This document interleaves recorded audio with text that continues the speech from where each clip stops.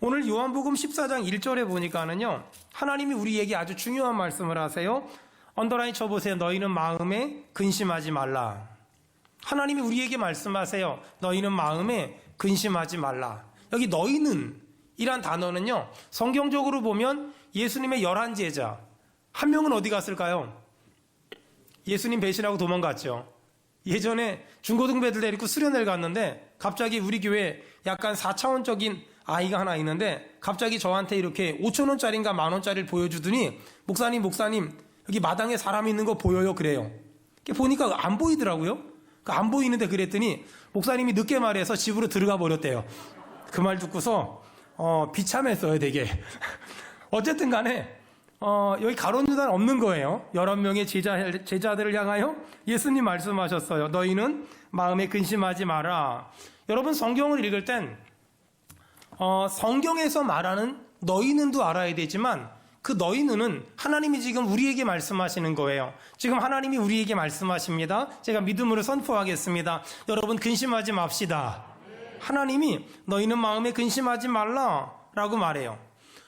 많고 많은 주일 가운데 만약에 제가 성경을 여기서 설교했다가 저기서 설교했다가 여기서 설교했다가 이랬다면 사실 이렇게 본문을 좀 정할 수 있잖아요. 근데 저는 절기가 아닌 이상은 거의 매주마다 순서대로 이렇게 설교를 하잖아요. 그런데 하필이면 왜 하나님은 오늘 우리에게 요한복음 14장을 듣게 하셨을까? 또 설교를 순서대로 했는데 왜 하필이면 오늘 하나님은 요한복음 14장 말씀을 들려주실까? 그리고 그 요한복음 14장에 왜 하필이면 너희는 마음에 근심하지 말라 또 이런 말이 있을까? 아마도 우리 가운데 그 어떤 사람이 마음에 근심이 있고 마음에 걱정이 있는 걸 하나님이 아시지 않을까 그런 생각이 들어요. 아마 우리 중 어떤 사람 혹은 영상으로 예배하는 그 어떤 사람 중에 너무 힘든 일이 있어서 너무 버거운 일이 있어서 밤잠도 오지 않고 한숨만 나오고 너무 마음이 아프고 너무 마음이 힘들어서 지금 어려워하는 사람이 있지 않을까. 오늘 하나님이 그 사람에게 말씀하세요. 너희는 마음에 근심하지 말라. 우리는 이런 하나님의 음성 앞에 한 가지 이렇게 반문을 할 수 있어요. 하나님, 그러면 내가 근심하지 않으면 이렇게 힘든데, 이렇게 어려운데, 이렇게 답답한 현실 가운데 내가 할 수 있는 게 뭐가 있을까요? 어찌 보면 우린 이미도 근심하고 살아가는 게 습관이 돼버렸어요. 걱정하고 살아가는 게 습관이 돼버린 거예요. 그래서 나와 근심은 일심동체인 사람들이 굉장히 많아요. 그래서 근심하는 게 당연한 거지, 걱정하는 게 당연한 거지 라고 생각하는 사람들이 꽤 많아요. 자, 그러면 이 살면서 당하는 근심 걱정을 어떻게 하면 될까? 일단 근심 걱정은 크게 두 개로 나눌 수 있는데 세상 걱정 근심과 하나님의 뜻대로 하는 걱정 근심. 어떤 사람은 세상 근심 걱정은 걱정이고 하나님 뜻대로 하는 근심 걱정은 걱정이 아니라고 말하는데 그렇지 않아요. 하나님 뜻대로 하는 근심 걱정도 걱정이고요. 세상 근심도 근심 걱정이에요. 중요한 건 둘 다 힘들고 둘 다 어려워요. 근데 보세요. 사람이 근심이 있고 걱정이 있잖아요. 그럼 어떻게 되냐면 근심 걱정이 있으면 얼굴에 드러나요. 느헤미야가 나라가 망했다는 소식을 듣고 근심이 가득해서 얼굴빛이 어두워졌거든요.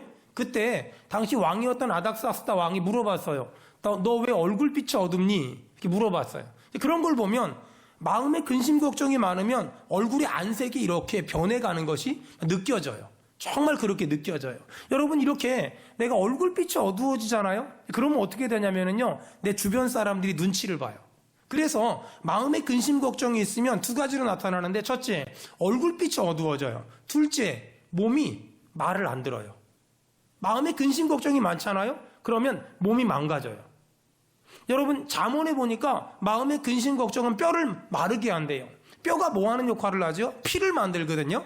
근데 뼈가 말을 안 듣잖아요. 그럼 피를 못 만들잖아요. 그럼 피를 못 만들면 결국은 몸이 망가지고 몸이 병드는 건 뭐 당연한 거 아닐까요? 그러니까 근심 걱정이 많으면 두통이 굉장히 심하고 근심 걱정이 많으면 소화불량이 굉장히 심한 거예요. 근데 그러다 보면 사람이 신경질적인 사람이 되고 굉장히 예민해지고 굉장히 까다로워지고 굉장히 날카로워지고 별것도 아닌 일에 혈기 부리고 막 이런 사람이 돼요. 그래서 몸이 좀 안 좋아서 병원에 가잖아요. 뭐 CT나 MRI 찍잖아요. 그럼 꼭 하는 말이 있어요. 신경성. 여러분 신경성이 뭔지 아세요? CT나 MRI에 아무것도 안 나오니까 신경성이라고 말하는 거거든요. 혹시 병원 갔는데 신경성이란 말을 들었거든. 내가 지금 근심이 많고 내가 지금 걱정이 많구나. 뭐 그렇게 생각하면 아마 거의 정확하지 않을까 그런 생각이 들어요. 여러분 한번 생각해 보세요. 근심이 주는 유익이 있을까? 내가 근심해요? 내가 걱정해요? 나에게 주는 유익이 있을까? 결론부터 말하면 근심이 주는 유익은요 없어요. 걱정이 주는 유익도요 없어요. 마태복음 6장에 보니까 너희가 염려함으로, 너희가 근심함으로, 너희가 걱정함으로 피를 한 자나 더 할 수 있느냐라고 성경은 말해요. 다시 말해서 근심한다고 걱정한다고 염려한다고 달라지는 건 하나도 있다 없다? 없다라고 성경은 이야기하는 거예요. 다시 말해서 근심 걱정은 백해무익. 해로운 것은 100가지가 있어도 유익한 건 하나도 없어요. 근심 걱정은 이익은 전혀 없는, 손해만 보는 정말 쓸데없는 일이라는 거예요. 여러분 한번 생각해 봐봐요. 제가 근심 걱정이 충만하잖아요. 그럼 얼굴빛이 어두워지겠죠. 그러면 제 주변에 있는 사람들이 눈치 봐요. 제가 얼굴빛이 어두워서 집에 들어가잖아요. 그럼 가족이 눈치 봐요. 제가 근심 걱정이 가득해서 교회 오잖아요. 그럼 우리 부교육자들이 눈치 봐요. 제가 근심 걱정이 가득해가지고 얼굴이 어둡잖아요. 우리 성도들이 눈치 봐요. 평소 때 같으면 제가 지나가면 목사님 농담도 막 잘하고 막 그럴 텐데 제가 얼굴빛이 어둡잖아요. 그러면 농담을 하려다가 움찔하고 옆 사람 보고 물어봐요. 목사님 뭔 일 있어? 이렇게 되는 거예요. 여러분 봐봐요. 내가 근심 걱정이 많아가지고 얼굴이 어두우면 주변 사람들이 눈치 보잖아요. 거친 생각과 불안한 눈빛과 이 얼마나 내 주변 사람들을 불쌍하게 하고 내 주변 사람들을 가엾게 하는 일 같지 않습니까? 여러분 축복합니다. 근심 걱정 때문에 얼굴빛이 어두워져서 내 주변 사람들을 눈치 보게 하는 그런 어리석은 인생 살지 말기를 주의 이름으로 축원합니다. 근데 문제는 뭐냐면은요, 이 근심 걱정은 오라고 하지도 않았는데도 자동적으로 와요. 내가 근심 걱정 보고 오라고 하지도 않았거든요. 근데 내 의지나 내 노력과 상관없이 지가 스스로 와요. 물론 어떤 분들은 없는 근심 걱정을 만들기도 하지만, 아니 내가 배달도 안 시켰는데 주문도 안 했는데 근심 걱정이 시시때때로 주기적으로 계속적으로 나에게 막 배달돼서 내 마음을 사로잡고 내 감정을 사로잡고 내 생각을 사로잡아버려요. 문제가 뭐냐면 근심 걱정이 오기 전까지는 나 꽤 괜찮았거든요. 마음도 평안하고 생각도 평안하고 감정도 평안했거든요. 근데 근심이 밀려오고 걱정이 밀려오고 염려가 밀려오잖아요. 그게 내 마음속으로 들어오고 생각으로 들어오고 내 감정으로 딱 들어오잖아요. 그럼 그때부터 갑자기 내 마음이 지옥이 돼요. 내 생각이 굉장히 부정적이 되고 굉장히 비판적이 되고 굉장히 예민해지고 굉장히 날카로워져요. 아니 좀 전까지는 멀쩡했는데 근심이 딱 밀려오는 순간에, 걱정이 밀려오는 순간에 내 마음이 지옥이 돼버려요. 여러분 그런 경험 있으십니까? 전 그런 경험 아주 많아요. 여러분 한 가지 중요한, 여기서 질문을 한 가지 해야 돼요. 내가 근심한다고, 내가 걱정한다고 해결되는 일이 하나라도 있을까? 사람들 만나면 한국교회 걱정을 그렇게 해요. 근데 문제는 한국교회 걱정은 그렇게 하는데 본인 걱정은 안 해요. 여러분 한번 생각해 봐요. 한국교회가 썩은 게 문제입니까? 내가 새벽 예배를 안 하는 게 문제입니까? 회개하세요. 천국이 가까웠어요. 그렇죠? 많은 사람들이 도대체 주님 오실 날이 멀지 않았다는 말은 진짜 많이 하는데 뭘 보고요? 여러분 그런 거 있어요? 일이 손에 안 잡힌다. 일이 손에 안 잡힌다. 이 말이 딱 나오는 거예요.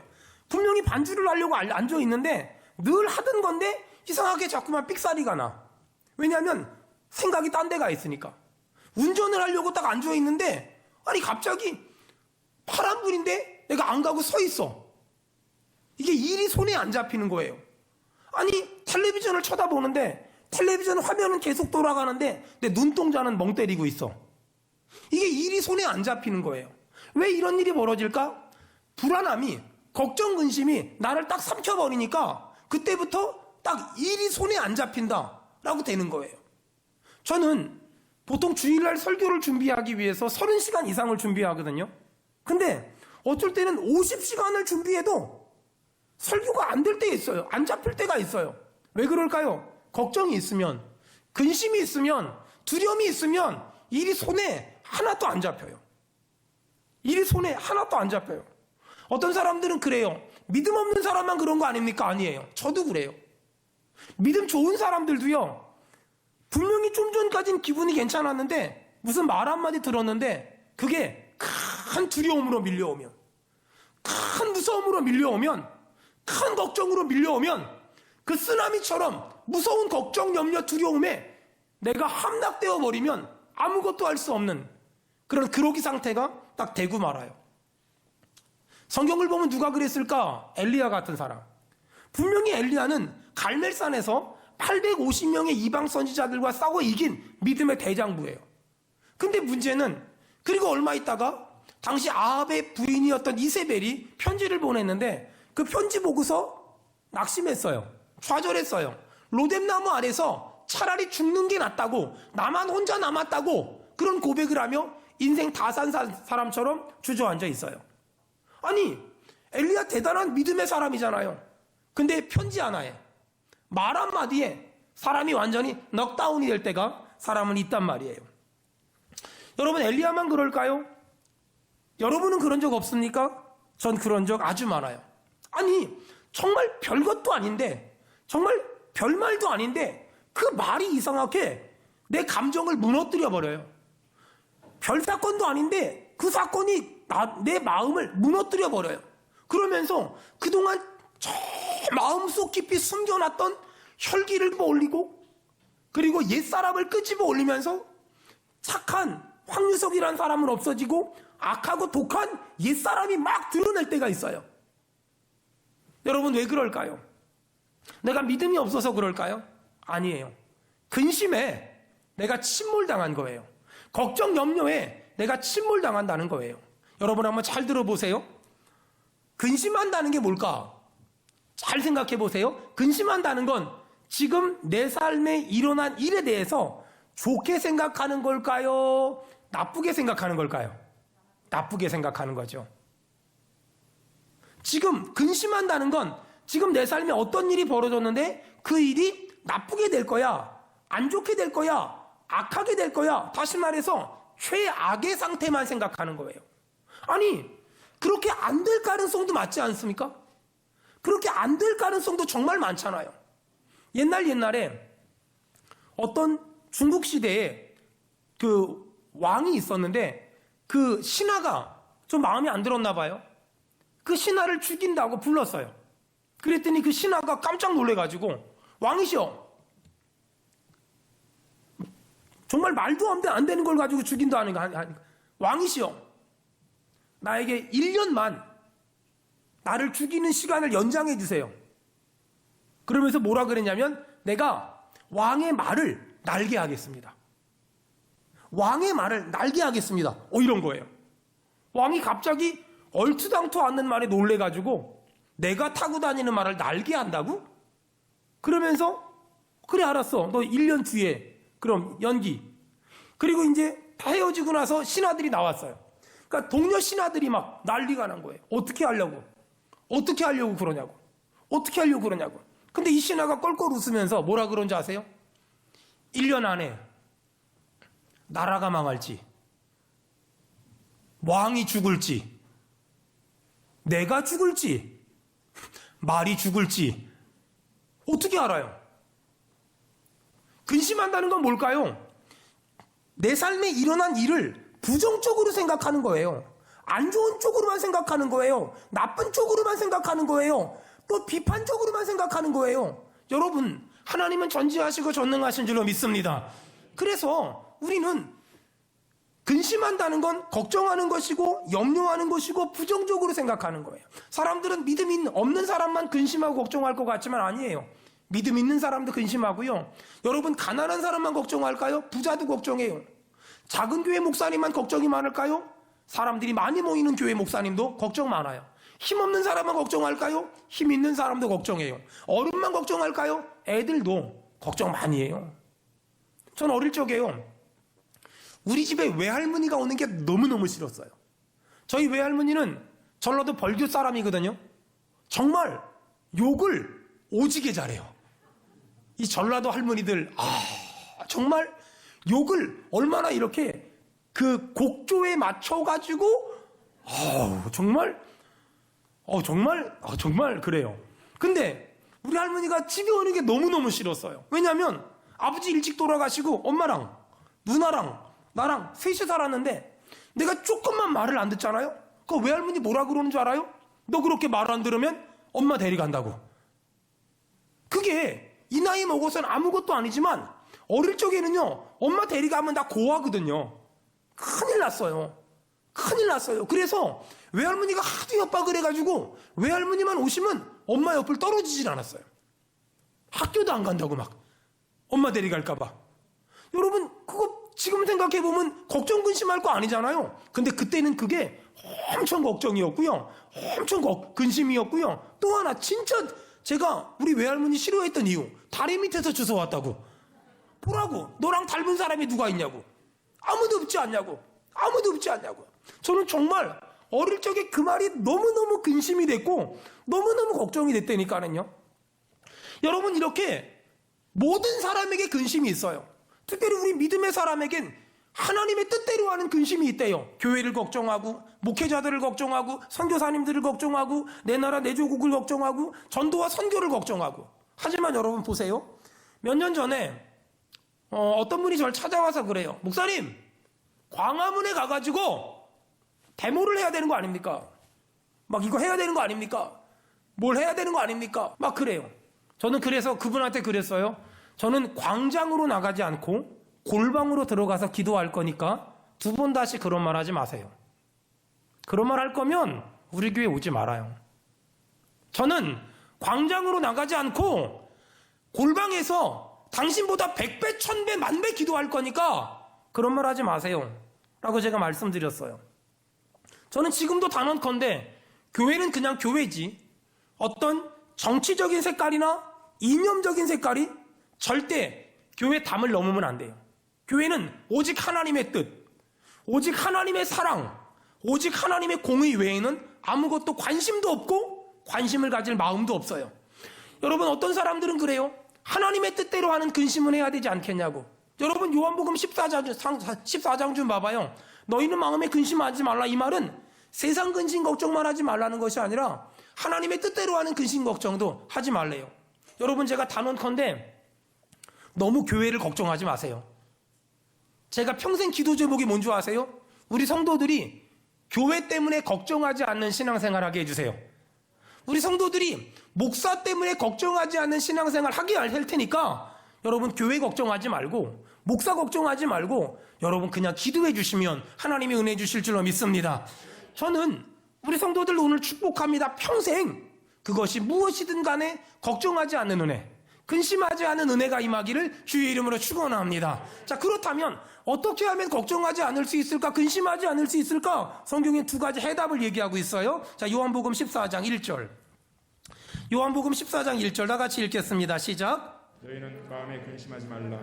하나님을 믿으니 또 나를. 자, 거기 보니까 근심하지 말래요. 왜요? 하나님을 믿으니 또 나를 믿으라. 쉽게 말할게요. 하나님은 우리에게 말씀하셨어요. 마음에 근심하지 말라. 여러분, 하나님을 믿기를 주의 이름으로 축원합니다. 하나님은요, 살아계시고요, 하나님은요, 좋으신 분이시며, 하나님은 말씀대로 응답 주시는 분이시면요, 하나님은요, 끝까지 책임져 주실 거고요, 하나님은 내 가정도, 아이도, 사업도, 직장도 선한 길로 인도해 주실 줄로 믿습니다. 그러니까 걱정하지 말아요. 오늘 요한복음 14장 1절에 걱정하지 마라, 근심하지 마라. 왜? 하나님을 믿어라. 하나님은 능력이 있잖아. 하나님은 힘이 있잖아. 하나님은 권세가 있잖아. 요즘에는 대학교 등록하면은 대출도 잘 나오잖아요. 저희 때는 대출이 안 나왔어요. 저희 때는 신학교는 특별히요, 등록금을 마련하려면 기도원에 가야만 했어요. 주여 주시옵소서, 주시옵소서, 주시옵소서 이러고 기도해서 응답받고 학교 가고, 기도해서 응답받고 학교 가고, 저희 그렇게 했거든요. 여러분, 근데 있잖아요, 우리 하나님은 전능하시대요. 전능하신 하나님은요, 다 가지고 있잖아요. 우리가요, 하나님을 믿으면 하나님은 절대로 우리를 실망시키지 않을 줄로 믿습니다.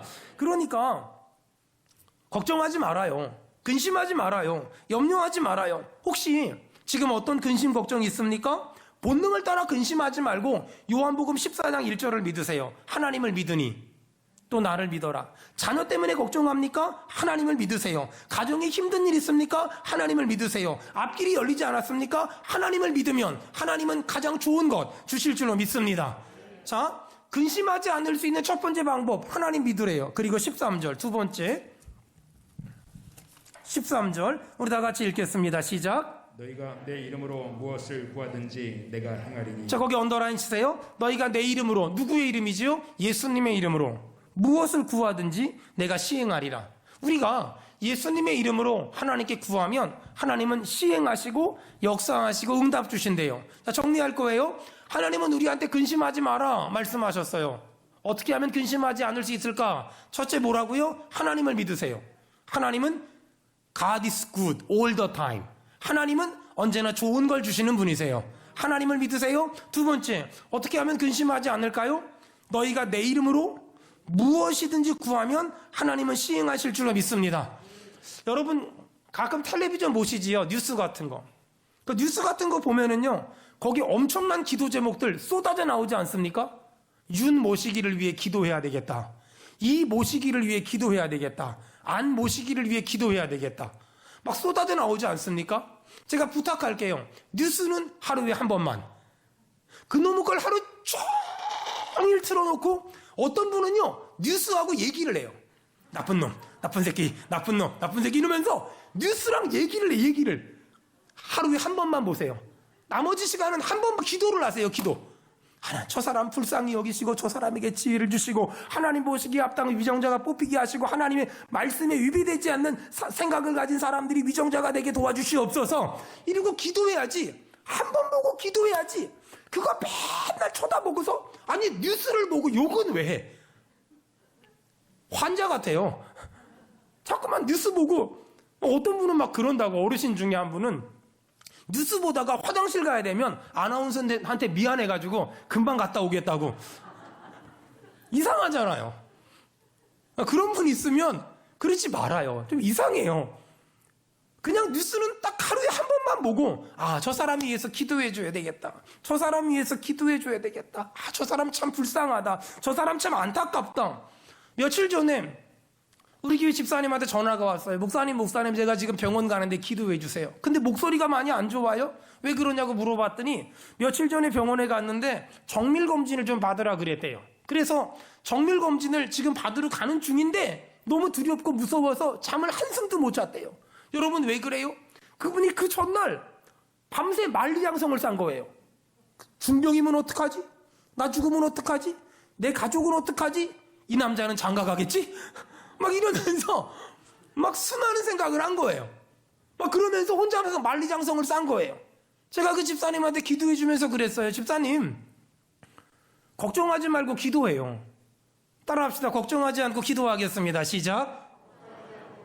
걱정하지 말고 기도해요. 걱정하지 말고 기도해요. 그렇게 말했더니 목사님 기도가 잘 안 나오는데 어떻게 기도하면 좋겠네. 걱정거리를 그냥 기도하면 돼요. 걱정거리를 그냥 기도하면 돼요. 보세요. 걱정거리를 걱정하면 걱정만 들지만 걱정거리를 기도하면 응답이 오는 거예요. 그러니까 근심거리를 근심하면 근심만 많아지지만 근심거리를 기도하면 응답 주실 줄로 믿습니다. 여러분 그게 하나님의 역사라니까는요. 그게 하나님의 일하심이에요. 성경을 보니까 야곱이라는 사람이 나오는데 이 야곱이라는 사람이 라반 삼촌 집에서 꽤 오래 살았잖아요. 그리고 부자가 됐어요. 그리고 나서 이제 나 고향으로 돌아갈 거야 라고 얘기해요. 고향으로 돌아가는데 문제가 생겼어요. 걱정거리가 생긴 거예요.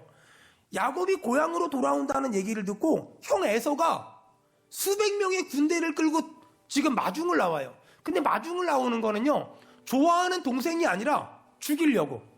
왜냐하면 야곱이 집 나갈 때 형의 축복권과 형의 장자권을 다 뺏어갔잖아요. 그러니까 야곱 이놈의 새끼 내가 죽여버릴 거야. 이러고 지금 군대를 끌고 나오는 거예요. 그때 야곱이 형이 온다는 이야기를 들었어요. 그때 야곱이 뭐 했을까요? 걱정했을까요? 염려했을까요? 두려워했을까요? 걱정했을까요? 아니에요. 야복강가에서 기도했어요. 야복강가에서 간절히 기도했어요. 어떻게 된 줄 알아요? 분명히 에서가 자기네 집에서 출발할 땐 야곱 저놈의 새끼 죽여버릴 거야 이런 마음으로 출발했는데 오다가 야곱이 기도했잖아요. 에서의 마음이 획가닥 바뀌어가지고 나중에 에서가 야곱이 있는데 왔는데 어떻게 한 줄 알아요? 성경에 목을 어긋맞히면서 이렇게 목을 이렇게 어긋맞히면서 끌어안아. 쉽게 말하면 꽉 끌어안았다. 보고 싶은 동생 본 것처럼 꽉 끌어안았대요. 여러분 신기하잖아요. 어떻게 그런 일이 일어날 수 있어요? 집에서 나올 땐 저거 죽여버리겠다고 나왔는데 오면서 생각이 바뀌어요. 언제요? 야곱이 기도했더니 하나님이 에서의 생각을 확 바꿔주세요. 여러분 이 은혜가 임하길 축원합니다. 저는 우리 성도들이 이런 체험을 했으면 좋겠어요. 이런 은혜를, 이런 축복을 경험하면 너무 좋을 것 같아요. 여러분 신기하죠? 기도라는 게요 기가 막힌 거예요. 기도하잖아요. 불가능을 가능하게 하시고요. 안 되는 걸 되게 하시고요. 열린 길이 막히기도 하고요. 막힌 길이 열리기도 해요. 여러분 시간 되면 이 영화 한번 보세요. 워룸이란 영화가 있어요. 공짜예요, 공짜. 찾아보면 굉장히 많아요. 워룸. 미국에 있는 한 교회에서 평신도들이 만든 영화예요. 거기에 몇 사람만 실질적인 프로 배우고 나머지는 그냥 성도들인데 내용은 그거예요. 워룸. 워는 뭐죠? 전쟁. 룸은요, 방. 전쟁하는 방. 뭐냐면은요, 집에 그 구두 같은 거, 신발 같은 거 놨던 그 작은 방을 전부 치워서 기도방을 만들어요. 거기 들어가서 기도 제목이 있을 때마다 그 포스트잇으로 기도 제목을 적어서 다 방에다 붙여요. 그 방에다가. 그리고 틈만 나면 거기 가서 기도하는 거예요. 한 번은 남편이 출장을 갔어요. 그 영화에. 남편이 출장을 갔는데 자꾸만 어떤 여자가 이렇게 유혹을 해요. 막 유혹을 해요. 근데 그 워룸이란 그 방에서 그 사람의 아내가 기도하고 있는 거예요. 막 하나님한테 기도해요. 근데 신기하죠? 그 여자가 유혹해가지고 넘어가려고 하는데 갑자기 배탈이 나서 화장실에 들어가서 설사를 하는 바람에 그 여자가 도망갔어요. 혹시라도 우리 성도들 가운데 그런 일이 벌어지면 설사를 할지어다. 여러분 신기하지 않아요? 근데 언제 그런 일이 벌어져요? 기도했어요. 기도했다니까는요. 기도하니까 에서의 마음이 바뀌고요. 세상에 기도하니까 내 남편이 어떤 여자가 유혹해서 넘어가려고 하는데 배탈이 나가지고 그 모든 일이 이루어지지 않는 그런 역사가 일어나요. 여러분 근심만 늘지만 기도하면 하나님은 응답을 주세요. 우리의 삶은 늘 근심으로 가득해요. 근심, 걱정, 연약함, 어려움, 두려움 너무 많아요. 근데 근심하면 근심밖에 안 늘지만 근심을 기도하면 하나님이 응답을 주세요. 여러분 데살로니가 전서 보면은요 사도 바울이 데살로니가 교인들에게 어떻게 하면 영적으로 승리할 수 있는지 비법을 알려줬어요. 한번 찾아보세요. 데살로니가 전서 5장 17절. 자, 데살로니가 전서 5장 17절. 사도 바울이 어떻게 하면 이 영적인 싸움에서 이길 수 있는지 데살로니가 전서 5장 17절. 짧으니까 다 같이 읽습니다. 시작. 쉬지 말고 기도하라. 더 크게 읽읍시다. 시작. 쉬지 말고 기도하라. 여러분 제가 믿음으로 선포할 테니까 아멘 합시다. 쉬지 말고 기도합시다. 오늘 사도 바울은 데살로니가 교인들에게 어떻게 하면 이 영적인 싸움에서 이길 수 있는지를 말했어요. 쉬지 말고 기도하라. 왜 쉬지 말고 기도해야 될까요? 마귀는요 쉬지를 않아요. 마귀는요 주 5일 근무가 아니에요. 마귀는요 하루 8시간 근무가 아니에요. 마귀는요 쉬지를 않아요. 마귀가 쉬지 않으니까 우리도 쉬면 안 돼요. 여러분 잘 들으세요. 마귀한테 지치는 사람이 되지 말고요 마귀를 지치게 하는 사람이 돼야 돼요. 마귀가 자꾸만 힘들게 한다고 목사님이 시험 들었어요, 지쳤어요, 피곤해요. 마귀한테 지치는 사람이 되지 말고 내가 마귀를 지치게 만드는 사람이 돼야지. 마귀가 일을 막 빠득빠득 밟면서 떠나야 돼요. 내가 도저히 수원은혜교회는 못 건드리겠다. 내가 도저히 저 황유성 목사는 못 건드리겠다. 이러면서 일을 빠득빠득 갈면서 떠나가는 역사가 우리 가운데 일어나길 축원합니다. 여러분 이게 그러려면 어떻게 해야 될까? 근심이 오잖아요. 그럼 기도 제목. 걱정이 오잖아요? 기도 제목. 두려움이 오잖아요? 기도 제목. 기도 제목. 기도 제목. 기도 제목. 사람들은 기도를 너무 어렵게 생각하는데 굉장히 간단해요.